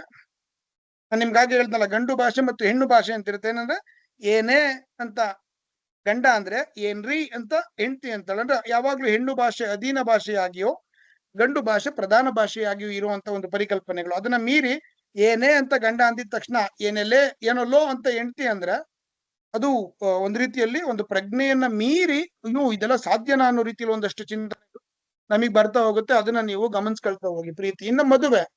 ಸೊ ಮದುವೆ ಅಂತ ಬಂದಾಗ ಇಡೀ ಮದುವೆಯ ಬಹುಪಾಲು ಹೆಂಗಿರುತ್ತಪ್ಪ ಅಂದ್ರೆ, ಮದುವೆ ಅಂದ್ರೆ ನಿಮ್ಗೊಂದು ಕಾನ್ಸೆಪ್ಟ್ ಇದೆ. ಅದು ಅರ್ಶನ ಇರುತ್ತೆ, ಇನ್ನೊಂದಿರುತ್ತೆ, ಮತ್ತೊಂದಿರುತ್ತೆ, ಯಾರು ಆಶೀರ್ವಾದ ಮಾಡ್ತಾರೆ. ನಮ್ ತಂದೆ ತಾಯಿ ಎಷ್ಟೇ ವಯಸ್ಸಾಗಿರುವಂತ ನನ್ನ ಹೆಂಡತಿ ತಂದೆ ತಾಯಿ ನನಗ್ ಬಂದು ಕಾಲ್ ತೊಳಿತಾರೆ, ಕನ್ಯಾ ದಾನ ಮಾಡ್ತಾರೆ. ಅವ್ರು ದಾನ ಮಾಡೋದು ನಮ್ಗೆ, ನಾವು ತಗೊಂಡ್ಬರೋದು ಯಾವ್ದೋ ಒಂದು ಪ್ರಾಡಕ್ಟ್ ದಾನ ಮಾಡ್ತಾರಲ್ಲ ಹಂಗೆ ನಾವ್ ಅದನ್ನ ತಗೊಂಬಂದ್ ಕಾಪಾಡ್ತೀವಿ. ನಮ್ಮ ಅಪ್ಪನಮ್ಮ ಅಮ್ಮನಷ್ಟೇ ವಯಸ್ಸಾಗಿರೋರ್ ಕೈಲಿ ಕಾಲ್ ತೊಳಸ್ಕೊಂತೀವಿ. ಎಸ್, ಇದೊಂದಷ್ಟು ಪ್ರೊಸೀಜರ್ ಎಲ್ಲ ನಡೆಯುತ್ತೆ. ಇದನ್ನ ಮದ್ವೆ ಜೊತೆಗೆ ಒಂದು ಇಷ್ಟಾಗ್ಲೇ ಯಾವ್ದೋ ಒಂದು ತಾಲಿನೋ ಅಥವಾ ಇದು ಯಾವ್ದೋ ಒಂದು ರಿಂಗ್ ಅನ್ನೋ ಏನೋ ಒಂದ್ ಹಾಕ್ಬಿಟ್ಟು ಇವರಿಬ್ರು ಒಂದು ಅಂತೇಳಿ ಸೈಂಟಿಫಿಕ್ ಆಗಿ ಒಪ್ಕೊಳ್ಬಿಡ್ತೀವಿ. ಸರಿ ಸರಿ ಸೈಂಟಿಫಿಕ್ ಆಗಲ್ಲ, ಒಂದು ಧಾರ್ಮಿಕವಾಗಿ ಒಪ್ಕೊಂಡ್ಬಿಡ್ತೀವಿ ನಾವು, ಮುಗೀತು ಹಾಗಾದ್ರೆ. ಬಟ್ ಇದನ್ನ ಮೀರಿ ಒಂದು ಲೀವಿಂಗ್ ಟುಗೆದರ್ ಅಂದ್ರೆ ನನಗೆ ಅಲ್ಲಿ ಅವ್ರ ಅಕ್ಕನಿಗೆ ಮದುವೆ ಇಷ್ಟ ಆಯ್ತು ಆಗುತ್ತೆ, ಯಾರೋ ಹೇಳಿ ಏನಾಯ್ತು ಮದ್ವೆ ಆಗಿದೆ, ಚಿಚಿ ಮದ್ವೆ ಎಲ್ಲ ಆಗಿಲ್ಲ, ಜೊತೆಲಿದ್ದೀವಿ. ಎಲ್ಲಿವರೆಗೂ ಪ್ರೀತಿ ಇರುತ್ತೋ ಅಲ್ಲಿವರೆಗೂ ಜೊತೆಲಿರ್ತೀವಿ. ಆಮೇಲೆ ಅವನ್ ಯಾರೋ ನಾನ್ ಯಾರೋ. ಇದನ್ನ ಮದ್ವೆ ಅಂತ ಈ ಸಮಾಜ ಒಪ್ಕೊಳ್ಳುತ್ತಾ ಅಂದ್ರೆ ಒಪ್ಕೊಳ್ಳಲ್ಲ. ಬಟ್ ಭಾರತ ದೇಶದಲ್ಲಿ ಇವತ್ತಿಗೆ ನಾವು ಮಾತನಾಡೋದಾದ್ರೆ ಬಹುಸಂಖ್ಯಾತ ವೈವಾಹಿಕ ವಿವಾಹಗಳನ್ನ ನಾವು ಮೆರಿಟಲ್ ರೇಪ್ ಅಂತ ಕರಿತೀವಿ. ಅವನಿಗೆ ಅಲ್ಲಿ ಆಸ್ತಿ ಐತೆ, ಅವನಿಗೆ ಇಲ್ಲಿ ಸೈಟ್ ಐತೆ, ಅವನಿಗೆ ಇನ್ನೇನೋ ಐತೆ, ಮತ್ತೊಂದೇನೋ ಐತೆ, 4 ಕಾರ್ ಐತೆ, ಮದ್ವೆ ಆಗು, ನೀನ್ ಚೆನ್ನಾಗಿರ್ತೀಯ, ನಮ್ಮ ಅಪ್ಪ ಅಮ್ಮ ಹೇಳ್ತಿರ್ತಾರೆ. ಬಹುಶಃ ನನ್ನ ಮಗಳು ಆ ಹುಡುಗನ ಜೊತೆ ಜೀವನ ಮಾಡ್ಬೇಕು, ಆ ಕಾರು ಬೈಕ್ ಬುಲೆಟ್ ಇನ್ನೊಂದು ಮತ್ತೊಂದ್ರ ಜೊತೆ ಅಲ್ಲ ಅನ್ನೋದನ್ನ ನಾವು ಮರ್ತೇ ಬಿಡ್ತೀವಿ. ಹಾಗಂತ ಇಲ್ಲಿ ಹಿರಿಯರನ್ನ ನಾನು ಅಗಲಿಸಿ ಮಾತಾಡ್ತಾ ಇರೋದಲ್ಲ ಈ ಲೇಖನ. ಅಂದ್ರೆ ಎಲ್ಲೋ ಒಂದ್ ರೀತಿಯಲ್ಲಿ ಬಹುಸಂಖ್ಯಾತ ಭಾರತೀಯರು ಮಾನಸಿಕವಾಗಿ ಪ್ರೇಮಿಸಿದ್ದು ಯಾರನ್ನೋ, ಬಟ್ ದೈಹಿಕವಾಗಿ ಬಾಳುವುದು ಇನ್ಯಾರೋ ಜೊತೆನೋ ಅಂತ. ನಾಟ್ ಓನ್ಲಿ ಭಾರತೀಯರು, ಈ ವಿಶ್ವದ ಬಹುಸಂಖ್ಯಾತ ಜಗತ್ತಿನ ಹಿನ್ನೆಲೆಯಲ್ಲಿ ಈ ತರದ್ ನಡೀತಾ ಹೋಗ್ತಾ ಇದೆ. ಕೊನೆಗೆ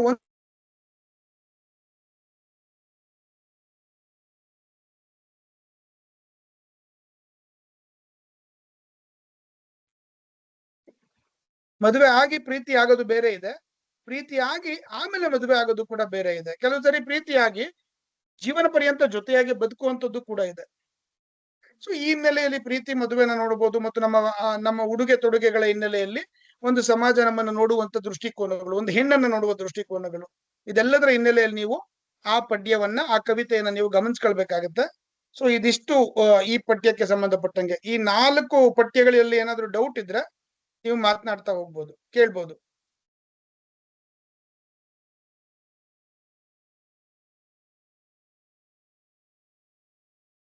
ಓಕೆ, ಈಗ ಇದುವರೆಗೂ ಅಶೋಕ್ ಸರ್ ಮಾತಾಡಿದ್ರಲ್ಲ, ಏನಾದ್ರು ನಿಮ್ಗೆ ಡೌಟ್ಸ್ ಇದ್ರೆ ಅವ್ರ ಹತ್ರ ಕೇಳಿ, ಇಲ್ಲಾಂದ್ರೆ ನಾನು ಮಿಕ್ಕಿದ್ದು ನಾನು ಇನ್ನೊಂದು 20 ನಿಮಿಷದಲ್ಲಿ ನಾನು ಕವರ್ ಅಪ್ ಮಾಡ್ತೀನಿ.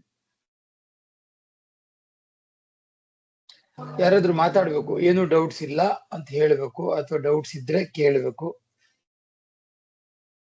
ಇಲ್ಲ ಸರ್, ಡೌಟ್ ಇಲ್ಲ. ಇಲ್ಲ ಸರ್, ಡೌಟ್ ಇಲ್ಲ ಸರ್. ಓಕೆ,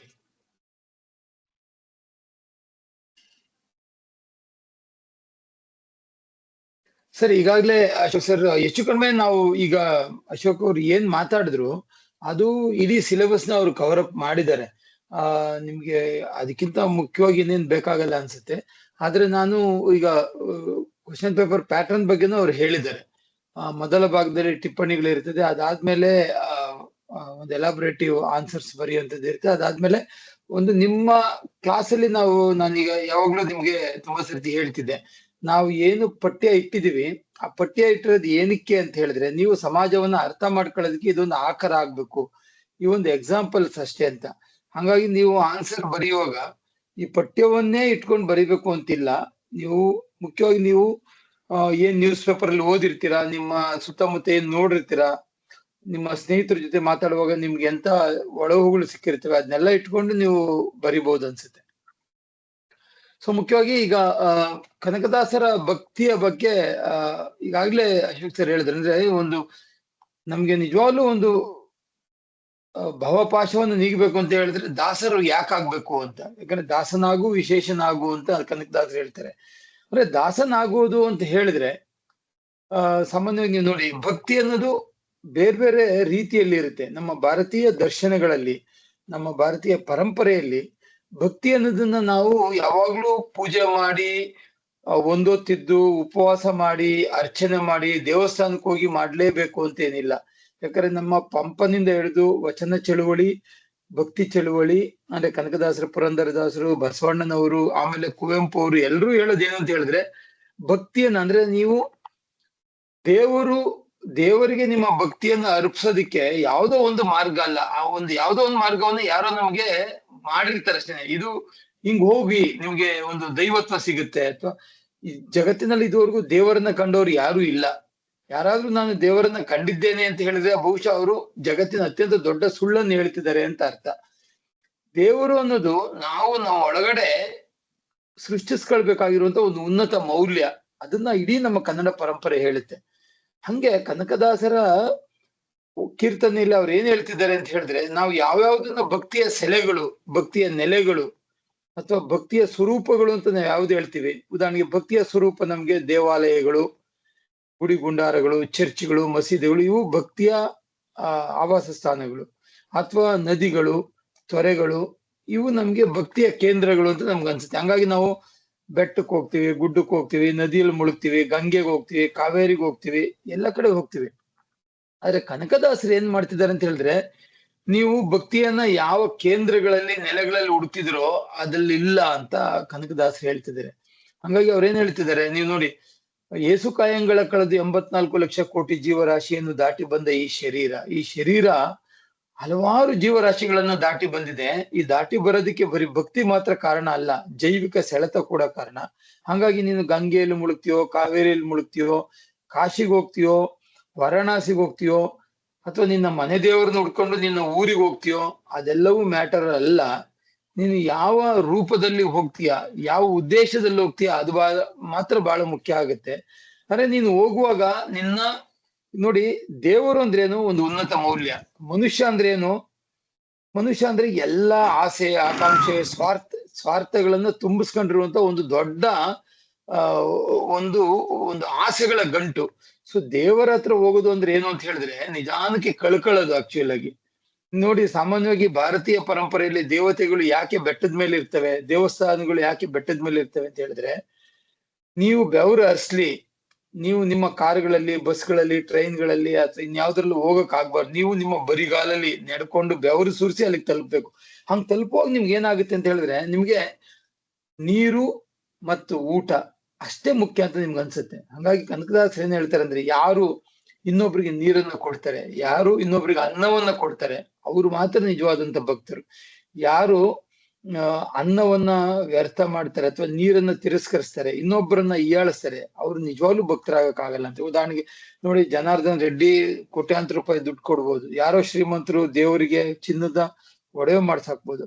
ಆದ್ರೆ ದೇವರಿಗೆ ಚಿನ್ನದ ಒಡವೆ ಮಾಡಿಸೋರು, ದೇವಸ್ಥಾನಕ್ಕೆ ಹೋಗಿ ಉಂಡಿಗೆ ದುಡ್ಡು ಹಾಕೋರು ಆಕ್ಚುಲಿ ದೇವರಿಗೆ ಅವಮಾನವನ್ನೇ ಮಾಡ್ತಿರ್ತಾರೆ ಅಂತ ಕನಕದಾಸರು ಹೇಳೋದಂದ್ರೆ, ನಿನ್ನ ನೀನ್ ಕಳ್ಕೊಳ್ಳೋದ್ರಲ್ಲಿ ದೈವತ್ವ ಇದೆ ಅಂತ ಅವ್ರು ಹೇಳ್ತಾರೆ. ಆಮೇಲೆ ಯಾರ್ರೀ ಇಷ್ಟು ಓಕೆ, ಇದು ನನ್ನ ಮಾತಿಗೆ ಪ್ರತಿಕ್ರಿಯೆ ಬಂತ ಏನೋ ಗೊತ್ತಾಗ್ತಿಲ್ಲ. ಓಕೆ, ಹಸಿರು ಕ್ರಾಂತಿ ಮತ್ತು ಸಾಂಪ್ರದಾಯಿಕ ರೈತರ ಬಗ್ಗೆ ನಾವು ಈಗ ನೀವು ನೋಡಿ, ಆಹಾರದ ರಾಜಕಾರಣದ ಬಗ್ಗೆ ನಾವು ಮಾತಾಡ್ತಿದ್ವಿ. ಅಶೋಕ್ ಸರ್ ಅದು ಹೇಳಿದ್ರು, ಭಾರತ ದೇಶ ಸ್ವತಂತ್ರಗೊಂಡಾಗ ನೀವು ನೋಡಿ 1947ಗೆ ಸ್ವತಂತ್ರಗೊಂಡ್ವಿ ಅಂತ ನಾವು ಹೇಳ್ಕೊಂತೀವಿ. ಆದ್ರೆ ಅದಕ್ಕಿಂತ ಹಿಂದೆನೆ ದೊಡ್ಡ ಪ್ರೋಸೆಸ್ ಶುರುವಾಗಿತ್ತು.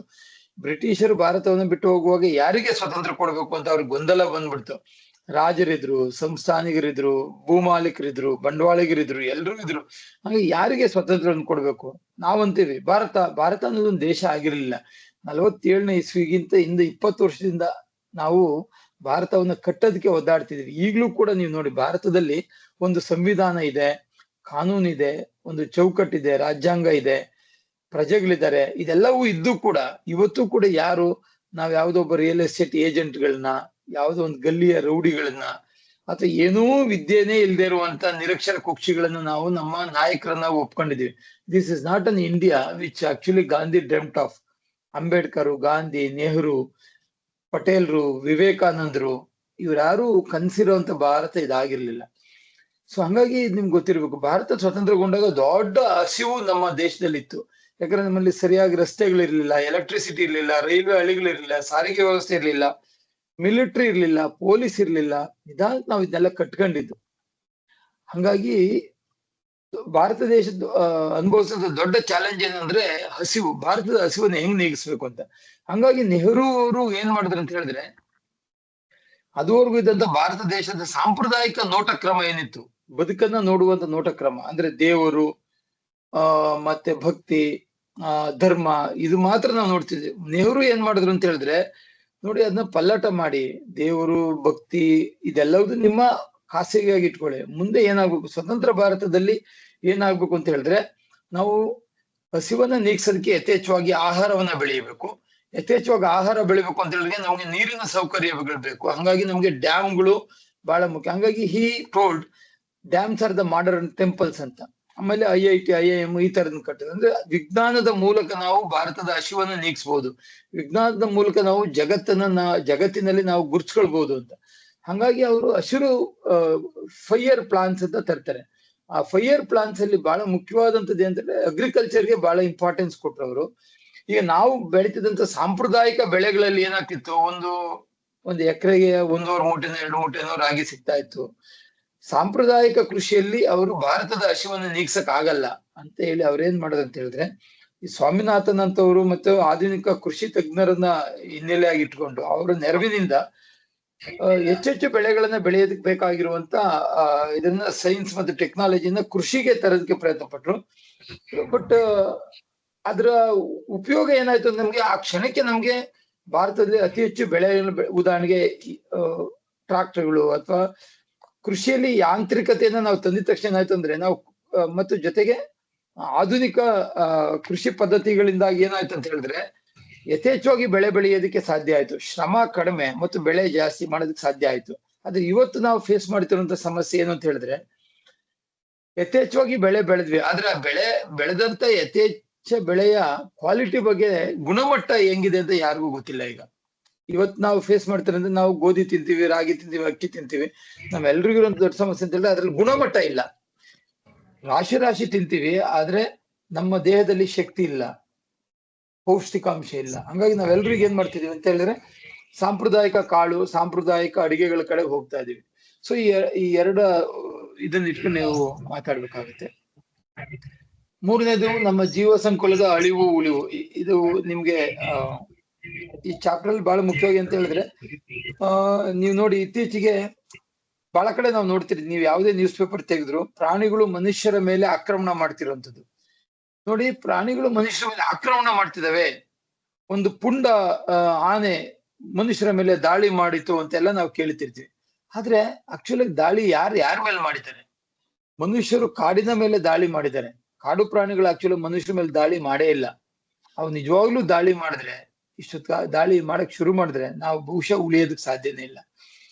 ಹಂಗಾಗಿ ಇದ್ರೊಳಗಡೆ ಅವ್ರು ಏನ್ ಚರ್ಚೆ ಮಾಡ್ತಾರೆ ಅಂತ ಹೇಳಿದ್ರೆ, ಆಧುನಿಕ ಮನುಷ್ಯ ತನ್ನ ಆಸೆಗಳಿಗೋಸ್ಕರ, ತನ್ನ ವಿಸ್ತರಣೆಗೋಸ್ಕರ, ತನ್ನ ಐಷಾರಾಮಿ ಬದುಕಿಗೋಸ್ಕರ ಕಾಡು, ಮೇಡು, ಬೆಟ್ಟ, ಗುಡ್ಡ ಎಲ್ಲವನ್ನು ಕಡಿದು ನಗರಗಳನ್ನಾಗಿ ಮಾಡ್ತಿದ್ದಾನೆ. ಹಂಗಾಗಿ ನೋಡಿ, ಇಡೀ ಭೂಮಿಯಲ್ಲಿ ಮನುಷ್ಯರದ್ದು ಎಷ್ಟು ಪರ್ಸೆಂಟೇಜು? ನಾವ್ ಹೇಳ್ತೀವಿ ಇಡೀ ಭೂಮಂಡಲ, ಈಗ ಭಾರತ ದೇಶದಲ್ಲಿ 140 ಕೋಟಿ ಮನುಷ್ಯರಿದ್ದಾರೆ. 140 ಕೋಟಿ ಮನುಷ್ಯರಿಗೆ ಎಷ್ಟು ಭೂಮಿ ಇದೆ? ಅದೇ 140 ಕೋಟಿ ಇರುವೆಗಳಿದ್ದಾವೆ, 140 ಕೋಟಿ ಜಿಂಕೆಗಳಿದ್ದಾವೆ, 140 ಕೋಟಿ ಸಾವಿರಾರು ಹುಲಿಗಳಿದ್ದಾವೆ, ಆನೆಗಳಿದ್ದಾವೆ. ಅವಕ್ಕೆ ಎಷ್ಟು ಭೂಮಿ ಬೇಕು ಅಂತ ನಾವು ಯೋಚನೆ ಮಾಡಿಲ್ಲ. ಒಂದು ಆನೆ ನೋಡಿ, ನಾವು 3 ಜನ ಇರುವಂತವ್ರಿಗೆ 3 ಬೆಡ್ರೂಮ್ ಬೇಕು ಅಂತೀವಿ. ಆದ್ರೆ 10 ಆನೆ ಇರುವಂತ ಆನೆಗೆ, 10 ಮರಿಗಳಿರುವಂತ ಒಂದು ಆನೆಯ ಹಿಂಡಿಗೆ ಎಷ್ಟು ಭೂಮಿ ಬೇಕು ನಾವು ಯೋಚನೆ ಮಾಡಲ್ಲ. ಸೊ ಇದು ಈ ಚಾಪ್ಟರ್ ಅಲ್ಲಿ ಡಿಸ್ಕಷನ್ ಮಾಡ್ತಾರೆ. ಅಂದ್ರೆ ಪ್ರಾಣಿಗಳಿಗೂ ಕೂಡ ಈ ನೆಲದಲ್ಲಿ ಬದುಕುವ ಹಕ್ಕಿದೆ.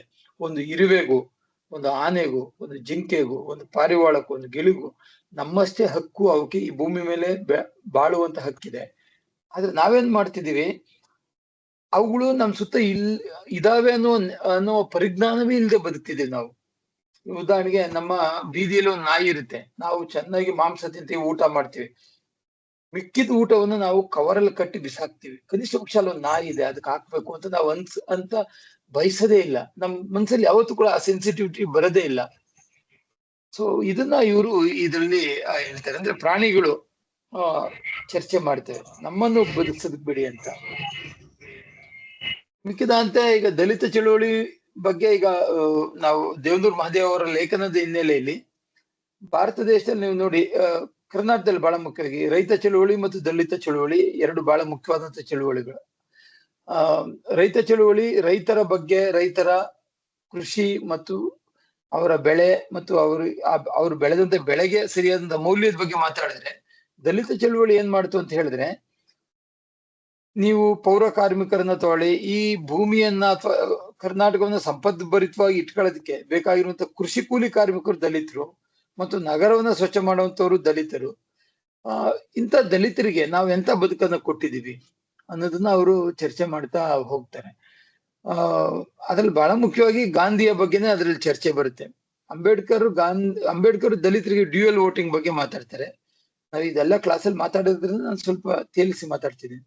ಅಂಬೇಡ್ಕರ್ ಏನ್ ಮಾಡ್ತಾರೆ ಅಂತ ಹೇಳಿದ್ರೆ, ದಲಿತರಿಗೆ ಬೇರೆಯವ್ರಿಗಿಂತ ಒಂದು ಮಟ್ಟಿನ ದೊಡ್ಡ ಜೀವನ ಅವ್ರಿಗೆ ಸಿಗ್ಬೇಕು ಅಂತ ಒದ್ದಾಡ್ತಾರೆ. ಗಾಂಧಿ ಏನ್ ಹೇಳ್ತಾರೆ, ಎಲ್ರಿಗೂ ಸಮಾನವಾದಂತ ಬದುಕಿನ ಬಗ್ಗೆ ಮಾತಾಡ್ತಾರೆ. ಆದ್ರೆ ಅಂಬೇಡ್ಕರ್ ಗಾಂಧಿ ಅವ್ರಿಗೆ ಹೇಳಿದ್ರೆ, ಸಮಾನತೆ ಅನ್ನೋದು ಯಾವ ಹಿನ್ನೆಲೆಯಲ್ಲಿ ಮಾತಾಡ್ತಿದ್ದೀರಾ? ಯಾಕಂದ್ರೆ ಈಗಾಗ್ಲೇ ಅಸಮಾನತೆ ಇದೆ. ಅಸಮಾನತೆ, ದಲಿತರಿಗೆ ಜಮೀನಿಲ್ಲ, ದಲಿತರಿಗೆ ಭೂಮಿ ಇಲ್ಲ, ಮತ್ತು ಅವ್ರಿಗೆ ಯಾವುದೇ ಹಕ್ಕುಗಳಿಲ್ಲ, ಮತ್ತು ಅವರು ದೇವಾಲಯದ ಪ್ರವೇಶಕ್ಕೆ ಈಗಲೂ ಒದ್ದಾಡುವಂತ ಪರಿಸ್ಥಿತಿ. ಇಂಥ ಸಂದರ್ಭದಲ್ಲಿ ನಾವು ಈಗ ಇದ್ರ ಬಗ್ಗೆ ಮಾತಾಡ್ತಿರೋದಲ್ಲ, 1947 ಇಮ್ಯಾಜಿನ್ ಮಾಡ್ಕೊಳ್ಳಿ. ಸೊ ಹಂಗಾಗಿ ಅಂಬೇಡ್ಕರ್ ದಲಿತರಿಗೆ ಬೇರೆ ತರದ ಒಂದು ರಾಜಕೀಯ ಅಧಿಕಾರ ಮತ್ತು ಸಾರ್ವಜನಿಕ ಸಂಪನ್ಮೂಲಗಳಲ್ಲಿ ಅವ್ರಿಗೆ ಅಧಿಕಾರ ಇರಬೇಕು ಅಂತ ಮಾತಾಡ್ತಾರೆ. ಗಾಂಧಿ ಸಮಾನತೆಯ ಬಗ್ಗೆ ಇನ್ನೊಂದು ರೀತಿಯಲ್ಲಿ ಮಾತಾಡ್ತಾರೆ. ಗಾಂಧಿಯ ಮುಖ್ಯ ಇದೇ ಏನಂತ ಹೇಳಿದ್ರೆ, ಯಾರ ಹತ್ರ ದುಡ್ಡಿದೆ, ಯಾರು ಉಳ್ಳವರಿದ್ದಾರೆ, ಅವರು ದಾನವನ್ನ ಮಾಡ್ಬೇಕು, ಅವರು ತ್ಯಾಗ ಮಾಡ್ಬೇಕು ಅಂತ ಗಾಂಧಿ ಮಾತಾಡ್ತಾರೆ. ಅಂದ್ರೆ ಗಾಂಧಿಯ ಪರಿಭಾಷೆ ತ್ಯಾಗದಲ್ಲಿದೆ, ಅಂಬೇಡ್ಕರ್ ಅವರ ಪರಿಭಾಷೆ ಸಾಮಾಜಿಕ ನ್ಯಾಯದಲ್ಲಿದೆ. ನೀವೇನ್ ತ್ಯಾಗ ಮಾಡೋದು?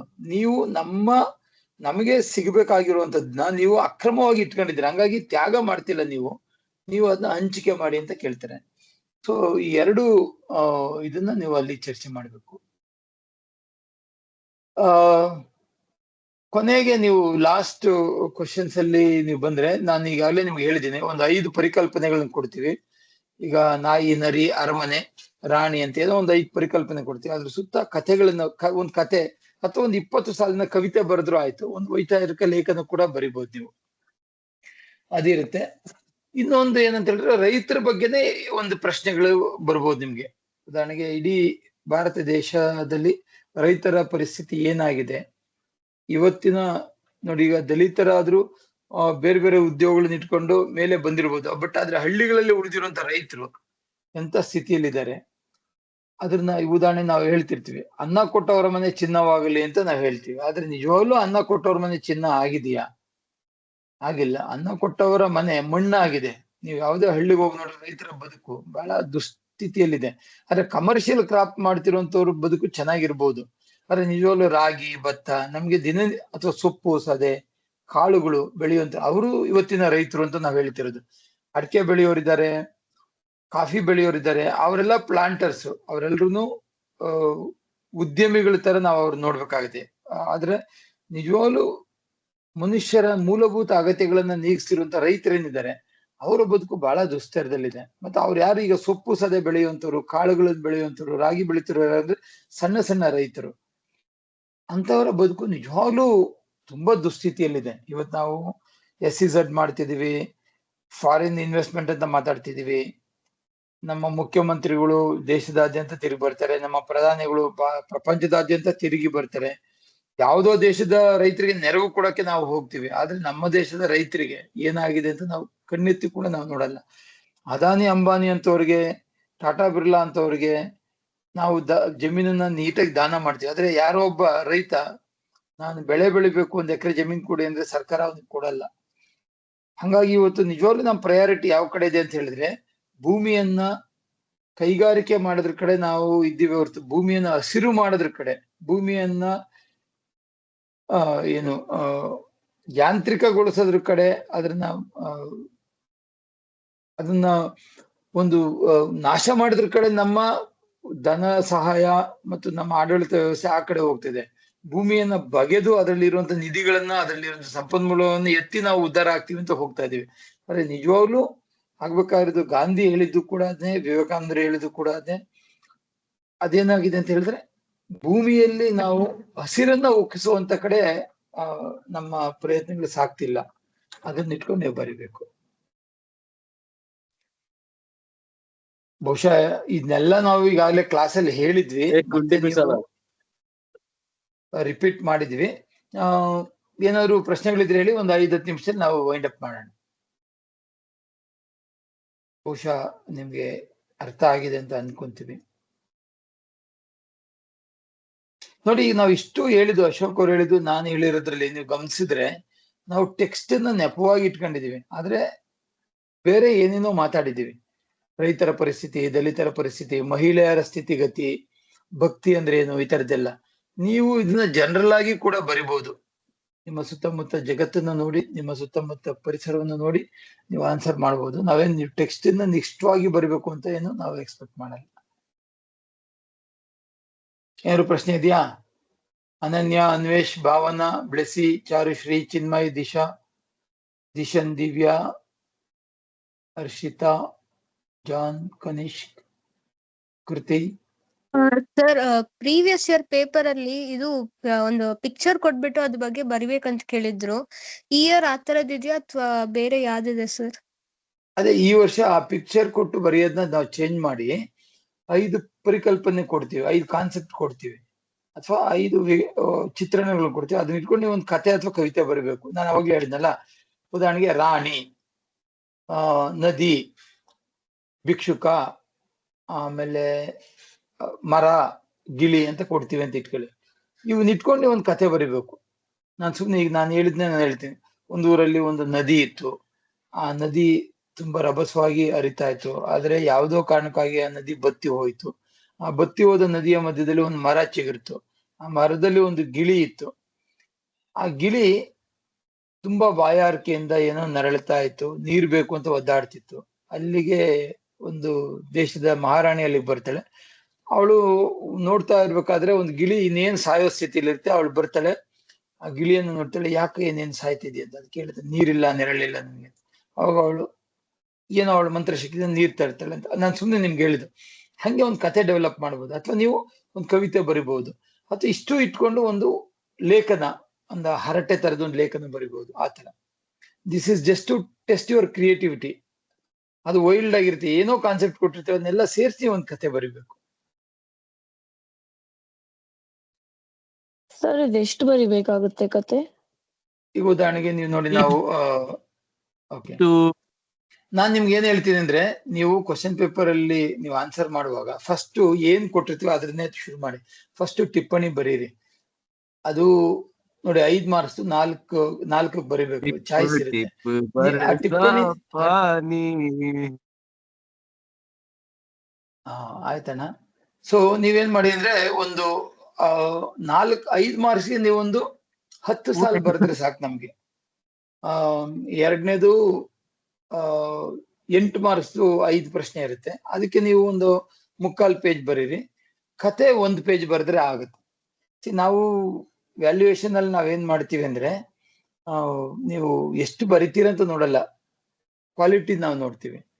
ಹಂಗಾಗಿ ನಾವು ಇಷ್ಟೇ ಅಕ್ಷರಗಳಲ್ಲಿ ಬರೀರಿ ಅಂತ ಏನು ಹೇಳೋದಿಲ್ಲ.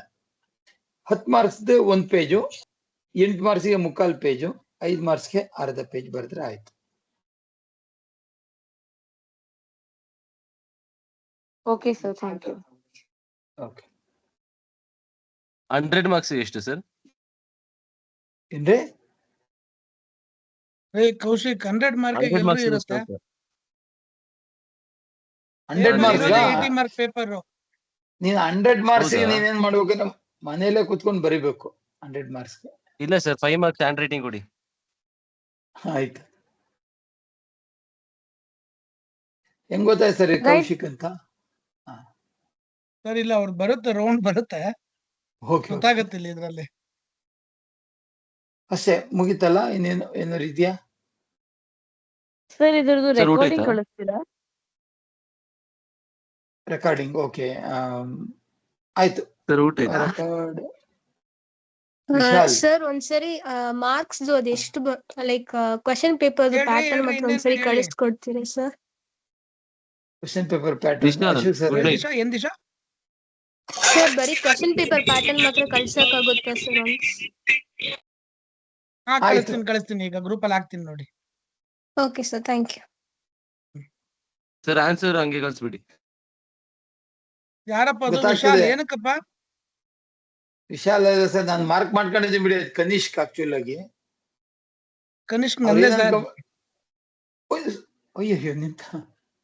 ಇಲ್ಲ, ಇಲ್ಲಿ ವಿಶಾಲ್ ಮಾತಾಡಿದ್ದು. ವಿಶಾಲ್ ಅಂತ ಒಬ್ಬ ಮಾತಾಡ್ದ ಆಗ್ಲೇ. ಮಾರ್ಕ್ ಮಾಡ್ಕೊಂಡಿರೋಣ ಅಷ್ಟೇ ಹಂಗಾದ್ರೆ ಅಲ್ವಾ ಸರ್? ಓಕೆ. ಅಷ್ಟೇ. ಏನಾದ್ರು ಡೌಟ್ ಇದ್ರೆ ಕೇಳಿ, ಇಲ್ಲ ಅಂದ್ರೆ ಕ್ಲಾಸ್ ಕ್ಲೋಸ್ ಮಾಡೋಣ. ಸರ್ ಇಲ್ಲ 10 sir. ಮಾರ್ಕ್ಸ್ ಗೆ ಇಂಟ್ರೊಡಕ್ಷನ್, ಕನ್ಕ್ಲೂಷನ್ ಆತರ ಏನಾದ್ರು ಬರಿಬೇಕಾ?